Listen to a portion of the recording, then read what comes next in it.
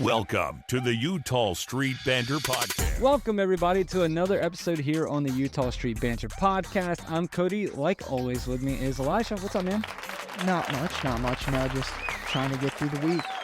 Yeah, it's like... Getting ready to go. Yeah, getting ready. He's going to leave us. I am. I'm going back to college soon, leaving Saturday. So this is the last time you will see me and Cody in person, face to face. You'll still see me. Don't worry. You'll get to see my pretty face every weekend if you're watching on YouTube. If not, you can still hear my beautiful voice too. You know, it makes up for it. Yeah. But yeah, I'll be gone, and it'll be probably till about December till we're back in person. That's It's crazy. gonna be a while. I mean, it feels weird because I've gotten so used to doing it in person. Where I mean, we started the first 4 months. Yeah. It seems odd. Yeah. Because I feel like we've been doing it in person for You know, it just makes I can be more mean to Cody and make more mean jokes about him without him being able to do anything about it. Yeah. What's he gonna do? Hang up the call? Maybe. You know, we done it. Then we're on the podcast.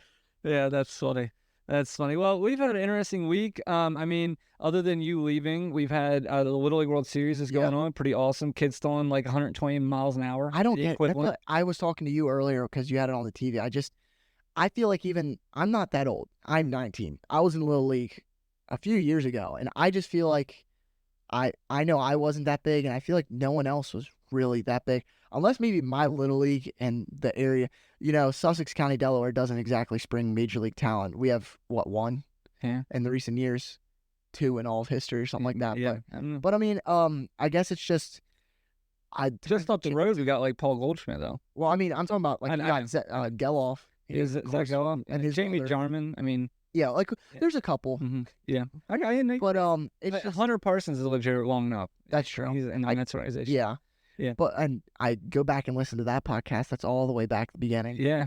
But intro. It's just I don't remember ever facing that good competition. Yeah. Maybe I just sucked. Yeah. Because kind of. I'm just kidding. You know, ask who helped me out and tried to coach me a little bit there. Yeah. So really, maybe it's your fault. Yeah, maybe. But it's just they're massive. Like we saw, it was. I feel like they're like 6 foot tall now. I feel like I could go and be 12. Yeah. And just I am 12. I am 12 exactly. Yeah. But it's just. I mean, it's always a cool thing to see. I've been up to Williamsport before. I was actually there 2 years ago and got to go see the field that they play on the Little League Classic. Yeah. Which, speaking of, the Yankees lost. Yeah, what a great game that was. Yankees. Yeah, what a great game that was. Detroit came through. Yeah, I mean, that was, what's his name was pitching. They got Terry Skubal, who we were trying to get, dominated, really. Actually, you know, and Stroman did well too, but I feel like Skubal had a little bit more difficult of a lineup to get through. Just slightly. But and then the newly acquired Jack Leiter Jr. is the one that gave up the ghost runner. Yeah, I mean, he's been doing. I think he has like a 6.27 ERA since coming over from the break, which makes me feel better saying.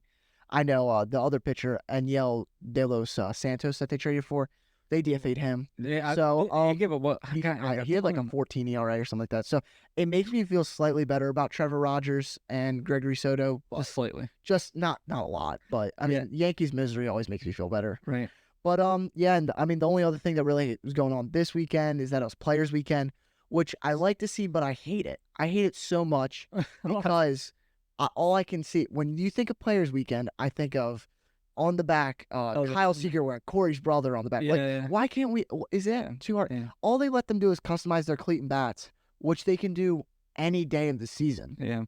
Yeah, it's boring. Things got a lot more technical when Nike took over the jerseys, because like remember I used to you would watch the Nationals 4th of July jerseys with the American flag in it. That's gone because every team can only have I think 3 or 4 jerseys. Yeah, like it really sucks because it takes away, like, I know everyone calls the NFL the no fun league, but like it's starting to feel that way now, and I just would really love for. If they want to embrace the player creativity and have fun with it, you can't just have your number on a goofy font on the side of your hat, which every player on the same team has the same font and stuff. Like, come out here, let them do their nicknames, or just let them do something different. Yeah. Like, I know Kyle Gibson, I saw, he had his kids color in his cleats and stuff, and I thought that was cool. And that's a nice touch. Harper did something like that with his bat. Yeah, but yet again, you could kind of do that any day. Yeah. That also reminded me earlier this week, the rumors of the MLB enforcing a 6-inning minimum for starting pitchers, I can tell you right now that's not going to happen. It's a rumor for a reason. I couldn't tell you if that's even real. Obviously, I'm not sitting in the room with Robert Manfred when that's going down, but there's no shot that will ever happen because obviously there's going to be exemptions to it, whether you pitch over 100 pitches or giving up so many runs. I just see that as expressway to more injuries, which we already have increased pitcher injury, and I think that'd be terrible. What's jump into another topic? What's your thought about the baseball field at the Bristol Motor Speedway? I actually, when I saw that was happening, I had to ask my dad a question because I don't know if you noticed. Do you know what day it's on next year? So it's on my birthday next year. Oh, really? And I was like, Dad, that'd be a pretty cool baseball present. Yeah. Sit 700 feet away from the field. Did he hit the ball? I don't know. That's a strike up. Come on. Yeah, right. But I don't know. I think it's gonna be cool. Yeah, I think it's gonna be interesting to see how they set it up because obviously a speedway is massive. But I'm assuming the one thing that NASCAR and baseball shares in common, they both have an infield.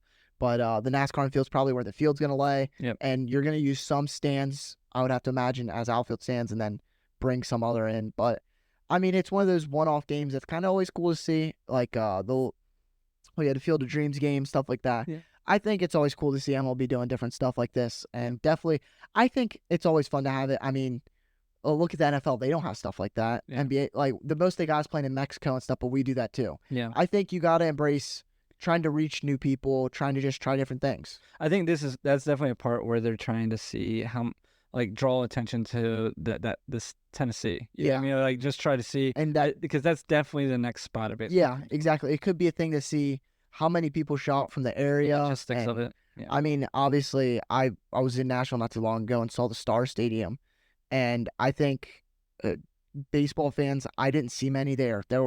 That's probably the least amount of people I've ever seen in a baseball game, and it could just been that's a weekday during the summer. But yeah, I mean, I would obviously an expansion team would be cool, but it's always an idea. But I do have some trivia for you. Okay, let's hear it. So this goes along. So we mentioned Tariq Skubal, and I don't know if you realize this, but Tariq Skubal is right now got the triple crown of pitching, which is leading the AL in wins, ERA, and strikeouts. Okay. I don't know if you know this. Chris Sale on the Braves has the triple crown of pitching in the National League.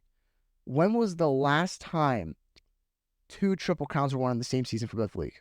For a pitcher? Oh.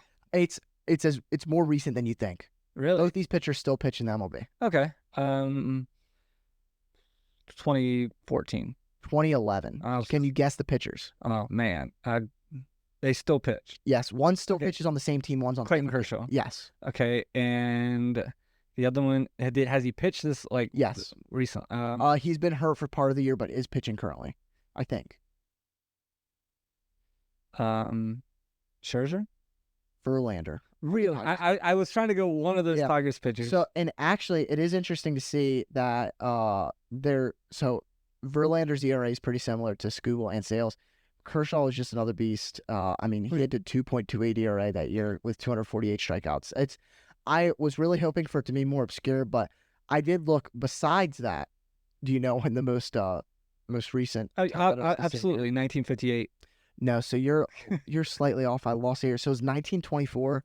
Walter Johnson and Dazzy Vance. Not Dazzy. But I will say right before that, 2018, it also happened again with Walter Johnson and Hippo Vaughn. You're not talking about a team. 1918. Sorry, yes. Hippo? Hippo Vaughn. He's a big man. So I did looking in this is actually interesting because there's a lot during the 90s of the Roger Clemens and Pedro Martinez, Randy Johnson.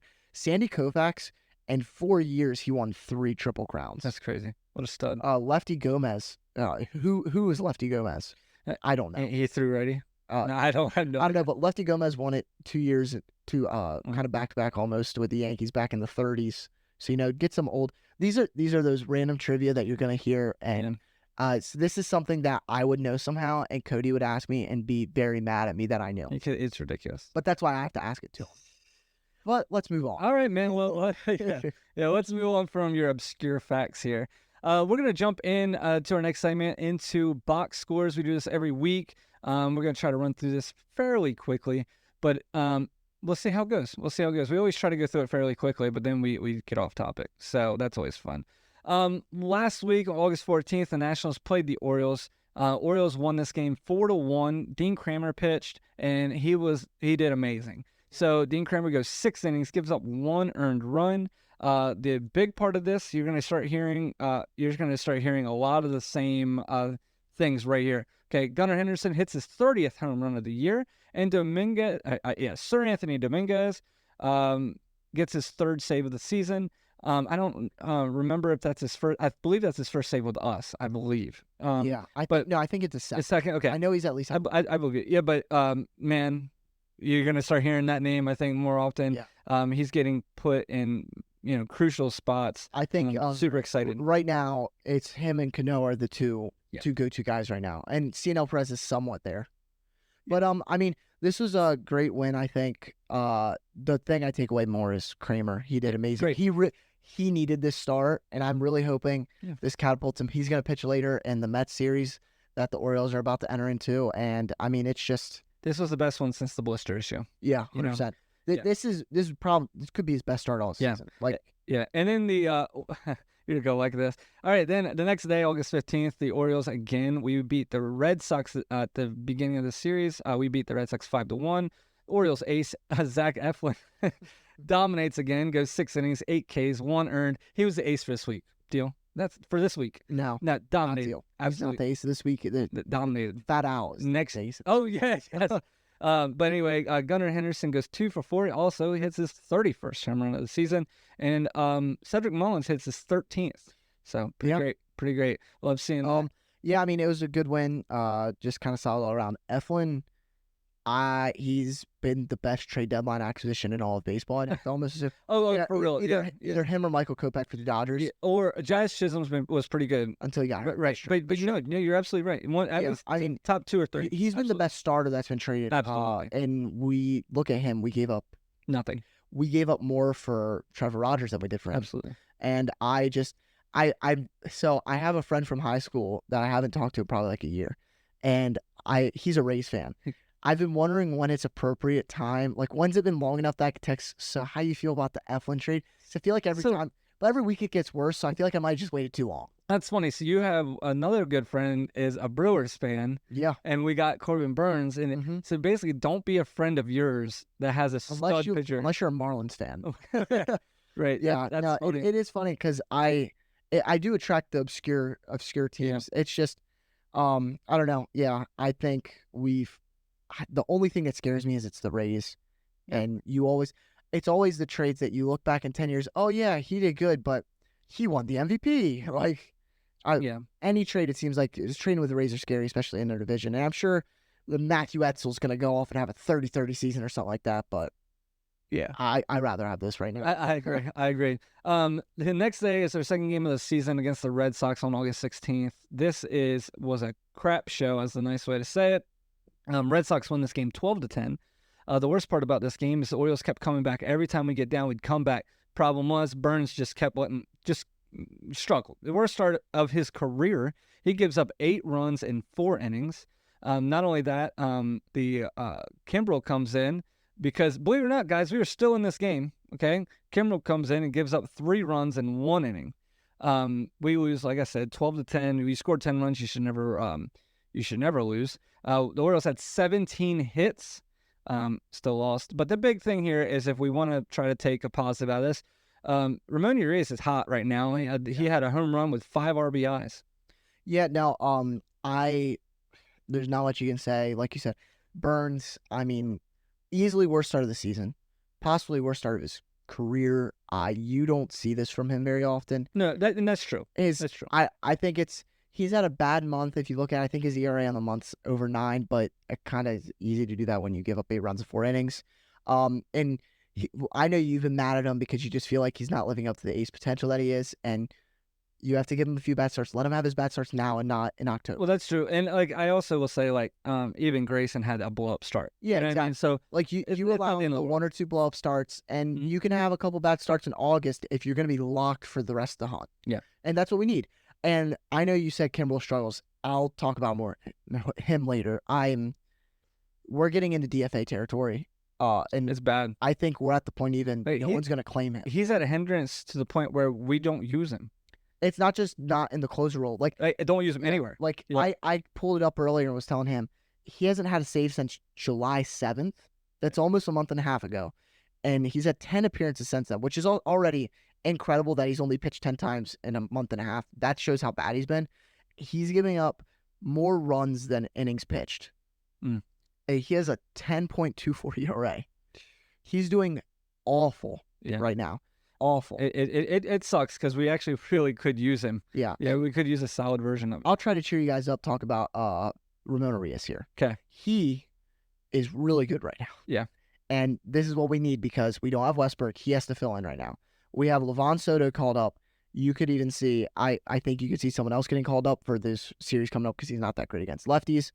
But Ramon Arias has stepped up massively. He's had some huge, huge games. And this season, he's brought his OPS up to a 699, which you might say, that's not that great. It's above average for the league. And this is what I want to look at. He's our 9-hole hitter. So he's allowed to be the worst hitter in our lineup. I just take a scroll. So he is, yet again, 699 OPS, right? And let's take a look at the Dodgers, best team in baseball, in air quotes.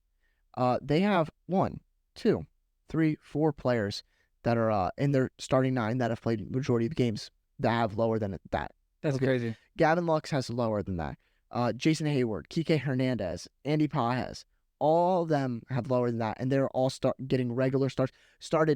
Andy Pages has played 98 games and has a lower OPS. And obviously you say, yeah, they played a little bit more, but still, I think you just got to take for granted that we want to have everyone be a stud. You just can't have you can't have Gunnar Henderson 1 through 9. Yeah, but what's good though is I think we did the same thing earlier in the season with a couple guys. Is just like Mateo.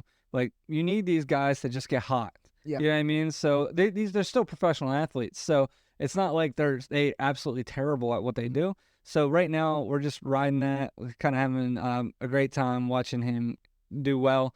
He's pretty good on the defense. Made one blunder earlier this week, but we're gonna let that go since we had Orioles had a tough time on defense a week and a half ago.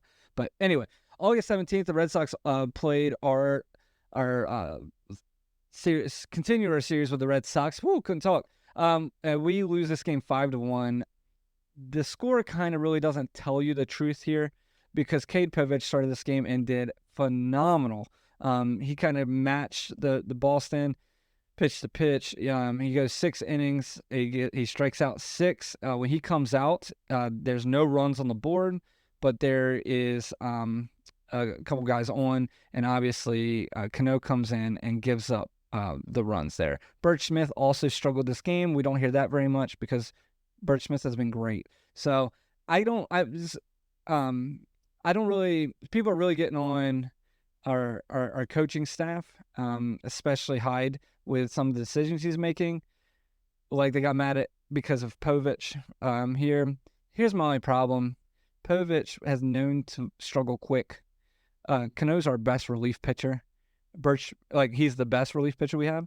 Birch Smith is our best right now relief pitcher. He's coming up, right? He's our best. So high leverage. Yeah. So I mean, if I'm Hyde, I'm like, dude, these were the 2 guys I thought I could guarantee. Let me say this: we had this same exact conversation a month and a half ago or something like that, where I think it was a game that Cano and Kimbrel both just did bad. Yeah. And you have to understand that for Hyde, I don't see him doing anything wrong here. He pulled out Povich. Yes, you could argue maybe he could have pulled him out earlier and not brought him into the 6th or the 7th. But what can you do? He was pitching great up to that point, and then you bring in Cano, who's supposed to be your go-to guy, and he has his one bad start of the month or relief appearance of the month. That's gonna happen. He's gonna have these, just like Burns and Grayson are gonna have their blow-up starts. Yeah. You're gonna see him give up a run or 2. Yeah, and it's just gonna happen. You have to accept that. And Birch Smith isn't Jesus Christ. Yeah, he's not. We don't think so. I don't. No, Jesus Christ. He goes to the Orioles games though. He's in the stands. I've seen, especially in the playoffs. Yeah, he was there. Yeah. So it's just the thing that you have to understand. We didn't pray enough, apparently. Apparently, yeah. But you just gotta understand that Hyde and the pitching staff, coaches, they can't do much else here. Yeah. So it's one of those things where our pitching staff can be up and down every now and then, but guess who's not up and down right now? Gunnar Henderson. He hits his 32nd home run of the season in this game. And like I said, I feel like all these box scores, well, all but one, I've said that. All right, so finishing up this series on Sunday, August 18th, the Red Sox, we finished our series with the Red Sox, thank God. And I believe that's done. I think we're done with them for the rest of the season. We take the season-long series against them. We also win this game 4-2. And Albert Suarez does it again. He has 6 innings, 6 Ks, 0 earned runs. I believe he's at like 18 innings or something crazy. 17 and 2/3. 17 and 2/3, which leads Major League Baseball with no earned runs. He also has the most scoreless starts out of any pitcher in MLB. That's insane. I think it's at 9. And I tell you, you look at him, and he looks like he's throwing, I don't know, 91 miles an hour. It's 97, 98. He's gassing. So another big thing, Albert Suarez does great. They pull him, which they probably should have, which is fine, because Hyde keeps talking about how they're looking at his pitch count, and I get that. Yeah, right? I think that's okay because Suarez is also one of those guys like Povich, right? That it can, because he throws the fastball so much, it can get very bad very quickly. Yeah. Now, you could easily leave him in for another batter, and he gives up a home run. Yeah. So he gets taken out. The Orioles get in a tough spot. We're in the 8th inning with 2 outs because Cano struggled a little bit here. They bring in Sir Anthony Dominguez. He saves the day. Literally saves the day. And then gives up a home run. Yeah. I think he gave up the home run in the 9th just because we're up by 3. It's when you're up by 3. I've said it before about like him and Cano when they've given up runs late in games.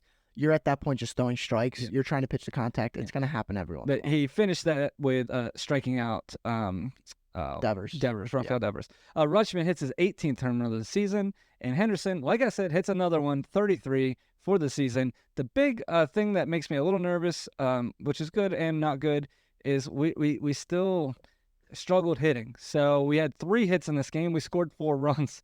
Thank God for an error by Boston that led to that. So we scored 10 on the 16th against the Red Sox, and then we scored 1, and then we scored 4. So I have a question for you, Cody. Okay, what you got? So, okay, would you say scoring 20 runs in a series is bad? A 4-game series, do you think 20 runs is bad? No. Okay, that's what the Red Sox scored in the series. Do you think scoring 20 runs in a series in a 4-game series is bad? Terrible. That's what the Orioles scored. I'm just kidding. Yeah. We scored 20 runs in a 4 games. That's 5 runs a game. That's about how much we average. I get you. It's just you got to think that one game. We have a 1-run game, but 4 runs in a game is not terrible. Obviously, 3 hits is bad, but when you have 2 home runs, it's okay because we're getting into a point of the season where Rutschman's starting to look better. Yep. Henderson's hot now. If you can get those 2 turning on, you're not stopping this offense with Cowser getting on base. Cowser doing amazing. Santander leads the league in rookie hits. I mean, yeah, he's going to be the rookie of the year. And you have behind him Santander, Rutschman, and Henderson. And then Eloy Jimenez had his one bad game as an Oriole this game, but before that, he's been killing it. Yeah. I mean, I don't hate the state of our offense because when you think about it, other than that one game that we scored 1 run, which yet again, Brian Bayo is a really good pitcher, we scored at least 4 runs in each game. Right. Yeah. So talking about the games, what do you feel like you learned about the Orioles this past week? Like, what's your takeaway? Our bullpen needs help. Yeah. Bad. So I see this going we could do 2 different things. Okay. We just try to tread water until Coulomb and Webb gets healthy again, and we get him back in September, and hopefully that puts out the fire. Or what I think is more reasonable, Trevor Rogers pitches against the Mets, which we're recording this before the game has started. He does bad. He does bad, like he's been doing. I think Jack Flaherty bad. This is worse than Jack Flaherty. At least Jack Flaherty had one good start. Yeah. Against Toronto. So I think you could see it would suck because what you gave up for him, move Rogers to the bullpen because you're not taking him out of the line. You're not taking him out of the major league team, but move him to the bullpen to give him some rest. And then I think you send down some reliever. Colin Selby just got called up, so it'd probably be him. Bring Povich back up so you still have the 5-man rotation. and maybe see if Rogers can click in the bullpen to get something going. Yeah. Or just or Colin Selby comes up and somehow does good too. Right. Like that's all you need is that one person to click like Burke Smith did, and you get on a little bit of a roll there. Right. You just need a little bit of momentum to go. And I'm hoping that we don't wait till Coulomb and Webb come back, because that's going to be a while of us being a bad bullpen. Because we have a 6.35 ERA in the month of August, which I don't know if you noticed that the first 2 games that you talked about against the Nationals and Red Sox, we didn't give up much runs. No. Or our bullpen did great. We didn't give up any runs those first 2 games. We gave up 9 earned runs in the last 3 games, though, against Boston. Yeah, it's crazy. I think the one thing I'd take away from it is I'm going to be actually more positive than you this time. This is weird. As Gunnar Henderson's back, man, he's crushing the ball. When he's not hitting a home run, he's still getting RBIs. When his defense is much better, it's just his mood. You just see it, right? I mean, he hit the home run yesterday. He looked at the crowd like, finally. And then second thing is we just need to ride on Albert Suarez's coattail for as long as this possibly could take us, because my man is killing it. I mean, do you remember we put him in the bullpen a few weeks ago? Mm-hmm. We actually took him out of the rotation.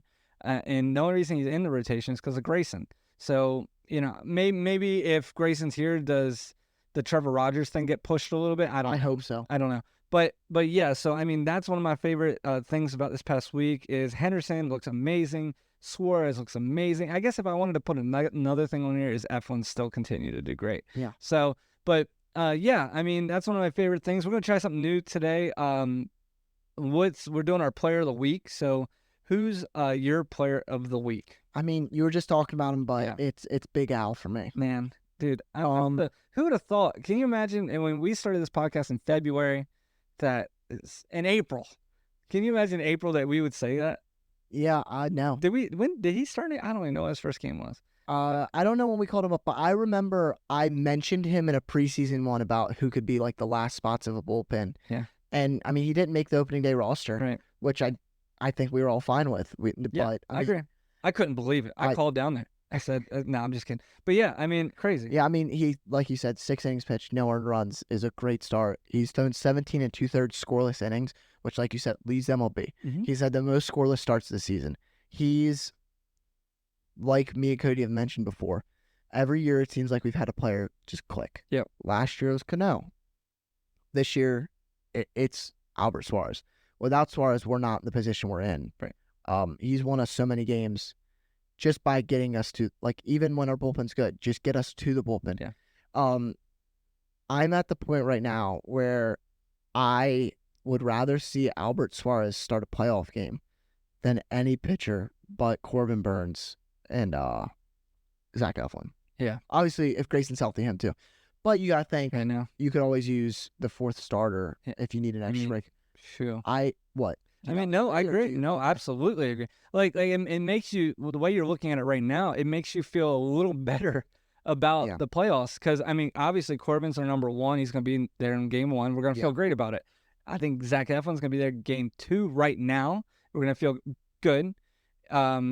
Rodriguez, the only thing that makes you nervous about Rodriguez is I remember last year very well. So maybe, he could step up. But then Albert Suarez comes in and you're like, we got a chance. Yeah. You know what I mean? This is what I'd like to see, though. So obviously we want to contend for the division, but if in some unforeseen circumstances, which I don't know why I said unforeseen, we're tied with the Yankees right now. If we don't get the division and we go to the wild card game, wild card series, Suarez will not have to start a game because it's a 3-game set. But this is what you have. You have Suarez ready. If Burns or Grayson or Eflin have a blow-up start and need to come out in the 2nd or 3rd inning, you send him out there for 5. Yeah. You need him to be the shutdown guy to either just not kill your bullpen for the next day or to save you. Yeah. I think that could be same for the divisional, but obviously you got to think he may need to come in and pitch a game. I trust him more. He probably, out of all pitchers on our team, I trust him more than maybe 4 or 5, yeah. I trust Eflin, Burns, and then Cano and Dominguez. That's it. Man, I love the trade for Dominguez right now. Yeah, but I just can't believe Suarez has done what he's done. Yeah. It's so good. Who's yours? Who's your player? Yeah, mine is an obvious one. I'm going Gunnar Henderson. One thing that I like that you pointed out, so you said we had 20 runs in the past 5 games? Is that what you said? Yeah, 5 games. Yeah, and no, 4 games. Sorry. I'm sorry. Okay, 4 games. Okay, so in the past 5 games, Gunnar has 8 RBIs with 4 home runs. So he is contributing largely. So it just reminds me of how the beginning of the season looked. You know what I mean? Like it just. And take it this way too. Gunnar Henderson had 28 home runs at the All-Star break. He had 29 as of a week ago. Right. Yeah, and he's on it now. Yeah, he's on a heater. So just like I said, he's my player of the week for me. But Albert Suarez is right there with. I agree with you. It's super exciting. Super exciting to see it. Like I said, Gunnar Henderson. I think he's. Some people might disagree with me here, but in the next 5 years, I think we go as far as he takes us. That's just how I feel. I know Adley Rutschman is a stud, and Adley Rutschman is probably our captain. Also, real quick, before I jump this, talking about captains, if you guys didn't have a chance, if you guys didn't have a chance to watch MLB Network, their morning show today, James McCann was their special guest. It was legit. He talks about like everything about the Orioles and what they're going. Please go back. I'm sure it's on their Facebook page. Really fun to listen to. James McCann get smoked in the nose. 2 comments there for you. The first one. Most people work on Mondays, so I probably didn't get a chance to watch it. Unlike Cody. Cody got to sit home. Yeah. And then also, I do want to mention, mom duties. I want to talk about James McCann. I think we should re-sign him. Yeah. I know that's not really been talked about too much, but I think he really embodies the team right now, and I think he'd be good to at least just sign a 1-year deal with to get us to Basayo, if that's the plan, to have Basayo and Rutschman in the future. The only thing is, like, I would love that unless somebody can give him a starter. If he can. That's true. I don't see him starting for I agree. a team though, because I see him. Austin Hedges of the Guardians. He's just a better version of that. Yeah. I think because Austin Hedges might be one of the best backup catchers you could get because he's a really great team guy and really energetic. And he's good to be there to play 1 game. You want McCann, he's good enough to play more than that, though, which is why I think he's better than just a back. Because he's not just a backup. He's more of just like the number 2 catcher. Do you remember who was the number 2 catcher when Wieters was here? Wieters, we have like Caleb Joseph. Oh, Caleb Joseph for a while. Yeah. Like, that's what I was trying to think of. Yeah. Which, I mean, Caleb Joseph took some bad balls too. Yeah. But no, I was just curious because it seems like we always have that guy, that guy right behind him. And I think we should just give him a 1-year, $10 million deal or whatever it would take to get him back and just get him here because he's the type of guy that you want. Yeah, especially the leadership parts. With such a young team. Yeah, absolutely. So great. But yeah, so this week coming up for the Orioles, we got a lot going on. So the Orioles have the Mets series. Is that 2-game series? 3-game. 3-game series against the Mets, who are decent. And then we have the Astros this weekend, who's a very tough match. Yeah. Tough. But against the Mets, I'm a little nervous about the pitching we're throwing out there against them because the Mets are hitting us at a great time. They have Trevor Rogers tonight, which is Monday. And then on Tuesday, which they have Dean Kramer. I do feel a little better about Dean Kramer. I don't have any positive things to say about Rogers. Hopefully next week we talk about and we say, hey, this was the first great game of the season. This will be the team to do it against, though. Like, if you want to do it, this is the team. Yeah. So we'll see how it goes. Eflin looks to continue to save our rotation, thank God, against the Mets on Wednesday. I fully expect it to happen. We could go get 2 out of 3 here. Yeah, this is the only thing that scares me about. So this Mets team kind of reminds me of the 2022 Orioles a bit, based off they don't win because, not exactly, because we won because we did have talent. I don't think they're necessarily winning because they're good. I feel like they win based off of just good vibes. Yeah. That's really it. And the problem is I feel like if they get into a rhythm, they're going to be good, which scares me for Trevor Rogers. Because if they turn to Trevor Rogers, they could sweep us. Hey, if Jose, what's his name, the dude rapping? Jose Iglesias. He played for the Orioles. I mean, if he starts rapping against us, we're screwed. Oh, my. You listen to this all. But, so we'll see. I mean, I'm really more nervous about the Astros. At the end of the week. One of the best teams in the second half. Their record's really good. It's just they're kind of clicking on. They're the Astros. Yeah. Luckily, they have a couple injuries, so their best play, like Kyle Tucker's not there. Kyle Tucker, yeah, I have nightmares of that grand slam against Felix Bautista last year. But it's going to be a tough week, I think. The problem is with the Mets, we're going to see a lot of lefties, which sucks for the Orioles because you have some of our best players lefties. But I will say Gunnar Henderson hit one of his home runs this past week was off a lefty. Yep. And Reinhardt's not going to play much until he comes into pinch hit. Yeah. You may see, I don't know exactly how it's going to work. Colton Cowser might get a day off here, and you might see Levon Soto mix into the lineup a couple days. It's going to be very interesting to see what Hyde does. I think you're going to see some interesting lineups. See Slater at the top again. You're going to see Slater at the top, but you're also going to see just some weird guys. You could see Mountcastle batting second. Yeah. Just because that's good. But you also have to imagine he's going to be building these lineups with the knowledge that O'Hearn's coming in the 6th inning. Right. And you just have to think about that. McCann's probably going to play at least 2 games, if I had to guess. David Peterson's pitching on Monday night. He's been good this season. And then Jose Quintana. I'm not sure exactly what his stats are. I didn't look him up, but I feel like he's decent. Yeah, he's decent. Yeah. I mean, it's going to be, I feel like if we're going to win a game, we want to win against him. Sean Manaea's had kind of a resurgence of a year this year. Right. And it's going to be interesting. Yeah. Yeah, so we'll see how it goes. I mean, before we head out, I mean, the one good part is the Orioles, just like we said last time we were on here, are in first place, and they are tied. I'm pretty sure, like we said last time, or we might have been a game up. We're half a game back in the best record in baseball. Oh, we're half the a game. Dodgers, our Phillies are a half game above us. Oh, we're tied with the Dodgers and the Yankees. Okay, Dodgers and Yankees. Okay, so I mean it's basically first place. Yeah, but we're tied first place. Thank God, because the Tigers came out ready to play last night. But so if we can say the same thing next week at the same time, that'd be great. Yankees are playing the Guardians, so we're hoping they got a tough matchup. Yeah, so we'll see. We'll see how it goes. I mean, I'm excited for this week. I'm excited to see as much. I'm hesitantly excited to see what Rogers does tonight. Like I said, when you listen to this podcast tomorrow, you'll already know. So yeah. So I'm excited. We'll see how it goes. So have a safe trip back to college. Oh yeah, we hope hopefully everything goes smoothly. I'm just I mean I have to unload everything. Yeah. Well, I got my roommate and his family and all my friends. I'll hopefully they're gonna be like they'll be friends with Elijah. He puts it to work. But I mean that's what you do with it. Yeah. That's what you do with your friends. Yeah. But I mean I'm gonna go to the game on Saturday. Oh, are you? So okay. I'm interested to see how the Orioles do then. I'm sure that's they'll probably win every game this week except for that one just because I'm going. Yeah. But I will say if we do lose a lot of games this week, I've not been to a game that the Orioles have lost yet.